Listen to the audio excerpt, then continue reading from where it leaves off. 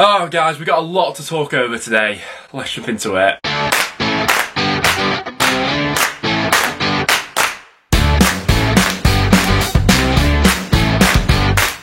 Guys, welcome back to another video on the channel and to another episode of the Championship Roundup. As I'm sure you'd expect after some of the weekend's results, I've got a lot to get off my chest in today's video, but as always I want to hear from you guys. Any of the matches that you went to over the weekend, get your thoughts on them in the comments down below. At least one saving grace of the weekend is the fact that I am still top of the prediction league. Johnny Burrow though closing in on me. I didn't have the best of game weeks in terms of my personal score, just picking up the 5 points and just 1 point in it now with me at the top of the table. It's Luke who drops down to the top of League 1 with Ant Shipman currently battling it out in there as well with 112 points. And coming in League 2 it's Hugo Farmer who drops to the top of League 2 coming in with 105 points as ever. Close as ever in League 2 at the moment, so make sure to go ahead and get involved in the predictions video next Friday. As always guys, if you're going to enjoy today's video, make sure to leave a like. If we get it 250, that would be appreciated. Subscribe as well for some regular championship content, but without any further ado, let's jump into this one. So we'll start out with Saturday's early kickoff and ultimately the end of Mick McCarthy with Cardiff losing 2-0 to Middlesbrough. Another defeat for Cardiff in the Championship, and to be honest it was surprising to quite a lot of people, actually myself included, that McCarthy actually lasted this long in the job given how the pattern of results had been going for quite some time now. But Middlesbrough I think have been taking advantage of quite a reasonable run of fixtures lately, which I think is fair to say, but one of the real high points is Martin Pereiro, who's now getting more game time in that side and took his goal very well actually, obviously. The first goal comes from the penalty spot, the second one, Pereiro sticks that one away really nicely. The penalty decision was maybe a little bit debatable, but ultimately it's just more of the same from Cardiff defensively. They've now got the second worst defensive record in the league, having conceded 26 goals already this season, and to be honest with you, I think that even coming into this game, the writing was already on the wall for Mick McCarthy. In terms of his replacement, as of recording, it's currently Chris Wilder who is the favourite to go ahead and replace him. I think that would be a fantastic appointment for Cardiff in the current position that they find themselves in. I do still think that there is talent in that side, and obviously it will take the right manager to go ahead and pick them up from this current point that they are in, because I'd say that certainly they have been the biggest underachievers so far this season, maybe along with Sheffield United. In terms of Middlesbrough though, things are looking up and they now find themselves in the top 6. Next up then we head to Birmingham up against Swansea. Didn't look like the maybe greatest game of football going on over the weekend, but a massive win for Birmingham here considering the recent run of results that they themselves were going on.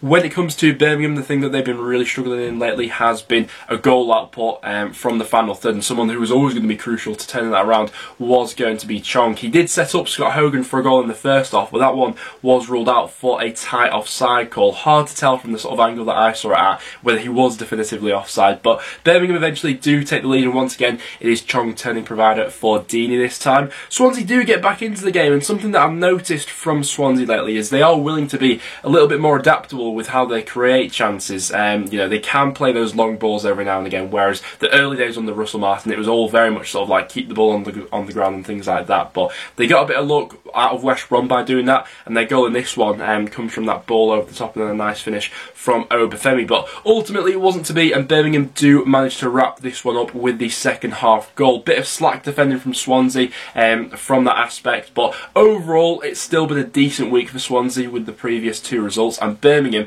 were desperately in need of that result after things have been going quite stale for them recently. Next up then we have Blackburn beating Reading by 2-0. Not exactly the sort of performance that Reading fans would have been hoping for, particularly coming off the back of that disappointing second half last time against Blackpool, but more than deserving in the end for Blackburn. Joe Rodwell does brilliantly for the first goal. We saw him do this quite a few times last season, but those brilliant sort of jinxing runs from midfield where he just weaves in and out of a few players. Unlucky not to get the goal for himself in the end, but Gallagher's on the spot to make it 1-0, and then as if nothing else could make North End fans feel like more lower this weekend, it's Tyree Stolen having an absolute masterclass for Blackburn in this one. Obviously he came through the youth ranks at Preston, and whenever I see him doing well for Blackburn, it's sort of like, you know, the game show where the host shows you like prizes that you could have won but didn't in the end. That's exactly how I feel towards Dolan, because he is an absolute wonder at the moment, isn't he, for Blackburn, especially in these sort of matches. Takes his goal brilliantly, and it is that final product that I've been so impressed by so far this season, because on the ball,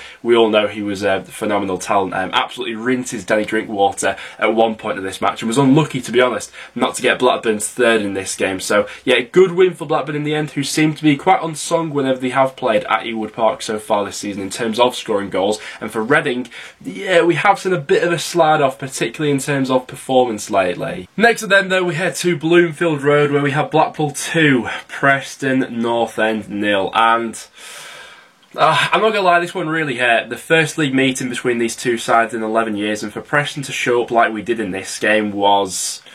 I mean, I was furious over the weekend. I had to have a couple of days off before I recorded this video because I wasn't in the right mindset to do it a day or so ago. But I think this game really signified the sort of turning tables between both clubs in this one. You know, Blackpool, both on and off the pitch, looked like a club heading in one direction at the moment, and Preston completely in the other. Blackpool came into this game with a game plan which they stuck to and executed perfectly. I didn't think that necessarily Blackpool were brilliant for this game, but they looked like a side who knew what they were doing. Every man out on that pitch knew the system, knew how and where to pull us apart and things like that. And the best way to describe Preston was we were just sort of reacting to what Blackpool did in the moment, and we didn't necessarily come into this game with a plan of our own and how to actually approach this. I thought that was signified in the second half by some of the strange substitutions that were made in this one. But what's most frustrating is how predictable all this was in the end, and how both of Blackpool's goals eventually came around. I know I predicted this one to finish as a 1-1 draw, but I think that was me being hopeful more than anything, to be honest with you. In the prediction to this game, I mentioned how much we've struggled to screen the space in between our midfield and defence, and when those wide players of opposition players drift into those areas, when our full-backs, or wing-backs as we like to call them, sit in deep. This has happened so many times so far this season, and that's exactly how Blackpool's first goal came around. I don't know how we've not picked up on this pattern so far this season, because so many goals have been conceded and so many are so avoidable from us doing this if we just work on it a little bit with a bit of coaching. But Anderson takes that first goal and Blackpool go into half time at 1-0. Second half, and honestly it's more of the same, to be honest with you. I looked into the average positions of players come the 90 minutes at the end of this one, and Blackpool were very sort of compact in the final third, getting their players all around, sort of Medine, who they were all working off, who I thought got the better of our defence in this one. He obviously went on to get the second game. But looking into Preston, where we were sort of lining up for this one, our back line completely entrenched in our own half, and then Emile Reece has got absolutely no one around him. In the end, I felt quite sorry for him, to be honest with you. I don't think that many players, maybe a handful of them from North End, could walk off with their head held high, but Emile Reece was a player who I really felt quite sorry for, because we were just punting balls forward and asking him to completely do it all by himself. Obviously, the one chance that we had that Whiteman should do better with is that one-on-one. Ultimately it falls on his left foot and he puts it wide, but the fact that we're hanging all our chances of getting something out of this game on one chance from a breakaway, which came from a Blackpool mistake, it wasn't as if we had forced that play ourselves, I think is really disappointing. And I think that what we've seen from the reaction on social media recently, the reaction in the ground and the stadium itself, is that the fans aren't happy with the direction of the club at the moment, and I think a lot of that is currently being aimed towards Frankie McAvoy, to be honest with you. These last few weeks have really left a sour taste in a lot of Preston fans' mouths. I think that this Blackpool game has been the tipping point for a lot of fans, to be honest with you, and I think that join along with them, to be honest with you. Then obviously we have the red card at the end that comes from Alan Brown for a second bookable offence. The first time that a lot of players on that pitch from a North End point of view showed any sort of drive and passion in that game, to be honest with you. But we had no idea in this game, and like I mentioned at the start, obviously, fair play to Blackpool, but I don't even think Blackpool fans will say, you know, that certainly wasn't their best performance of the season, and they didn't need to be that great. They just needed to be efficient, and that's exactly what they were, and at the moment, that's all it takes to get the best of Preston North End, it appears. We've got a game against Liverpool in midweek, and honestly, I couldn't care less about that game, to be completely honest with you. This was the one that mattered, and you can show up to a derby game and you can lose. I'm more than okay with that. That's happened in the past, but to turn up like we did, it's going to take a while to get over this one, and I feel like I'm not alone with saying that. We're currently sat 19th in the Championship, having only won 3 matches so far. Peterborough, who seemed to be in crisis a few weeks ago, are now only 1 point behind us. it feels now like Frankie McAvoy's on borrowed time, to be honest with you. And all the blame certainly isn't on his doors. You know, he's been given this gig at the end of the day by the people above him, but something needs to change with us sooner rather than later, because that right there was absolutely woeful. Moving on from that though, let's then go to Bournemouth up against Huddersfield. Bournemouth making light work of the Championship at the moment as they continue on at the top of the league with a 3-0 win in this one. The tone was set fairly early on as Dom Solanke wins a penalty. A little bit soft, to be honest with you, but as soon as Turton sort of steps across him, I think that Solanke's looking for it. He then tucks that away, makes it 1. 10 minutes later, makes it 2 after a nice little bit of link up between Billing and Solanke. And when you are a side like Huddersfield coming into a game like this, first of all, you probably can't afford to be as open as they were in this one. You know, Bournemouth had quite a lot of the ball and created a lot of chances in this game, but you need those sort of key decisions to go your way. I think they had that goal ruled out, I think at 2-0 for quite a tight offside call, and then after that, obviously Bournemouth make it 3, and in the end have quite an easy afternoon. Another assist for Ryan Christie, by the way,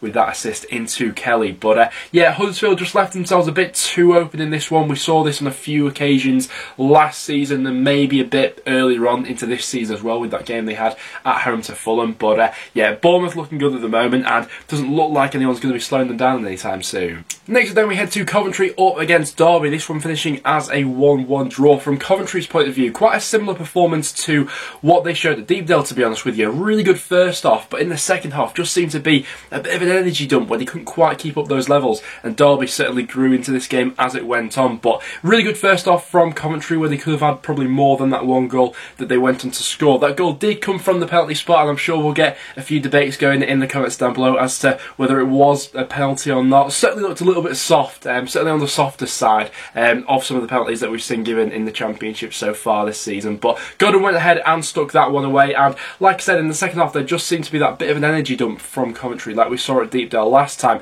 Derby really grew into this game. Callum Kazim-Richards coming on in the second half certainly helped things in terms of their impetus going forward, and what a goal it was by Shinnie in the end. He starts the move by pressing high up the pitch, winning the ball back, and then ultimately finishes it with a nice finish to make it 1-1. 4 draws on the bounce for Derby now. Obviously, given their situation, it's really wins that they need, but they are on a decent unbeaten run, and it is quite sad to think that should the worst happen to Derby this season and they do end up going down because of that point deduction, it's sad to think that this team would probably then be, you know, ripped up given what is quite a nice team building at the moment from Wayne Rooney. Next up then we had Luton beating Hull by 1-0. Worrying stuff for Hull at the moment, especially with how some other teams near the bottom of the Championship have picked up their form recently. There's certainly the possibility that especially Hull and Barnsley could get cut adrift at this early point. You know, if we think about Cardiff just sacking McCarthy, we expect them to have a bit of a bounce with whoever comes in next. Peterborough certainly picking up their form recently. Birmingham got the win at the weekend as well. And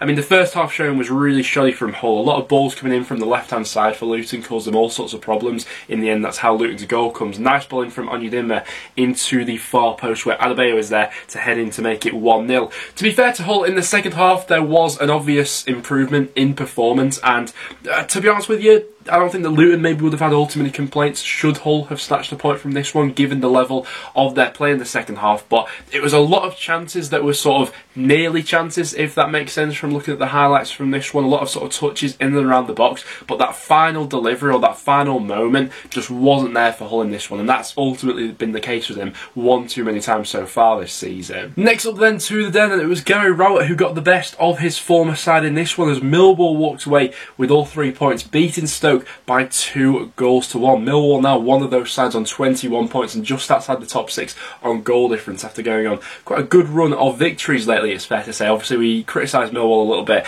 with having won too many draws, but 4 wins from their last 5 matches. Things have certainly picked up there in recent weeks. Now it was Stoke who took the lead in this one, Sawyers with a really nice finish from outside the box, but that midfield I feel like has potentially been a bit of a sticking point, a bit of a debating point around Stoke fans at the moment, and I do buy into the argument that particularly in away matches like this, there is room to maybe look to tinker with that a little bit. On paper, you know, Varancic, Sawyers and Allen, theoretically the football inside works perfectly, but in a tough game when they really had to dig in, particularly in the second half when Millwall were getting on top, I think that a couple of changes could be made in that department, maybe to solidify them from a defensive aspect and not to have sort of all that onus fall upon the back three. But credit to Millwall for that second half performance. Nice ball in from Ojo for the first goal, and then typically from sort of set piece situation for the second one. But Bradshaw took each of those goals really well, and Millwall certainly look like they're on the up at the moment. Next then we go to Peterborough up against QPR, and it's back-to-back wins for Peterborough in the league, who are certainly now looking in the right direction. And I think that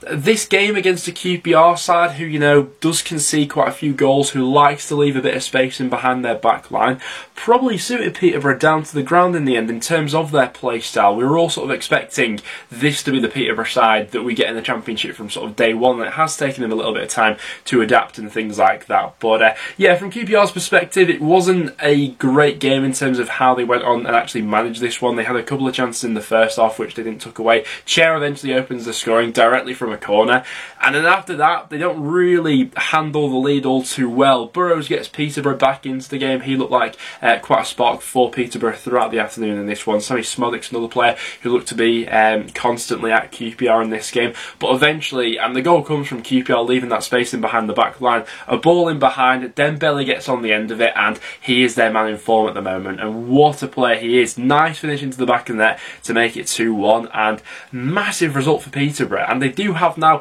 a little bit of breathing space between themselves and the bottom three. We mentioned at the start of the season that their home form will be absolutely crucial, and if they do manage to start picking up a few results away from home, so for them to get that first away win of the season last time out against Holland, to follow it up with this performance against QPR, yeah, things are certainly changing for the better at Peterborough. For QPR, on the other hand, something needs to be done about addressing the amount of goals they've conceded. They've conceded more goals than any other Championship side currently in the top half of the table, and should they have the ambitions of finishing in the top six come the end of the season, it is something that's going to need to be tweaked, I think. Next up then to the Hawthorns, where we had West Brom comfortably disposing of Bristol City in the end as they beat them by 3-0. Jordan Hugill with the opener in this game, his first goal for the club, and to be honest with you, I could have had a hat-trick in this game actually with some of the other chances that he had. I think that Hugill is one of those instinctive strikers, and when he does get a little bit of time to think about it, probably overthinks it actually, but West Brom have more than enough going forward for them anyway. Bartley with the second goal, and then Colin Grant with the third in the second half. For Bristol City, they did have the ball in the back of the net, and Nahki Wells with the goal. It came from one of those balls through that West Brom defence. Obviously, they like to play that high line, and this was one of the potential areas of weakness that we did pick up in the preview to this one, but ultimately was ruled out for offside for Vyman's involvement in that goal. And overall, West Brom looked pretty slick for this one. The move for the first goal by Jordan Hugill was really quite slick actually, with Furlong getting involved.